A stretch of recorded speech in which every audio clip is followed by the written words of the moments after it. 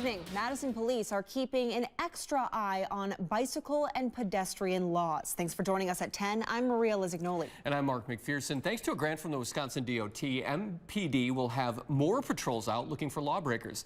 NBC 15's Cameron Kelly joins us now in the newsroom. And Cameron, law enforcement says their goal is to educate Wisconsinites to prevent future crashes. Mark, Maria, throughout the past 5 years in Wisconsin, there have been almost 11,000 pedestrian and cyclist crashes and 14 deaths last year. The people I've met throughout the day tell me they believe Madison creates a safe space for cyclists, but some offer thoughts for the city's future. Invest more in infrastructure outside of just painted bike lanes, things like that. If we actually had things like physical barriers that would separate automobiles from bicycles. Machinery Row's sales manager mentions the positive cycling culture in Madison, but wishes for the city to provide more education for drivers and bikers. We get a whole bunch of new students, thousands of new students every single year, and a lot of them get around by bicycle.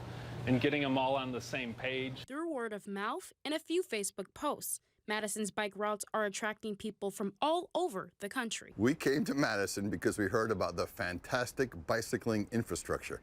And we met friends from Colorado here, midway across the United States, and we rode all around the lakes, and we rode to Mount Horeb, and we're having a great time. All the way from New Jersey, Chris and his wife Darlene say thus far, drivers are courteous and the scenery caught their attention. I really enjoyed the wildflowers that were planted alongside and all the butterflies and the beautiful birds and the whipping trains, just gorgeous. Their friend Laura from Colorado joined the journey. She says figuring out the starting mark of the trails was confusing. I would say signage for that would be really helpful for those of us that aren't familiar with the area, and then a list of where the restrooms are so we can kind of gauge ourselves.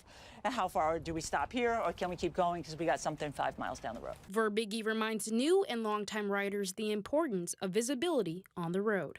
When you're riding a bike, if you're riding during the day wearing bright colors, any time of day, if you can have a headlight and even a tail light on. Madison Police reminds pedestrians, drivers, and cyclists to pay attention on the road. Live in the newsroom, Cameron Kelly, NBC 15 News.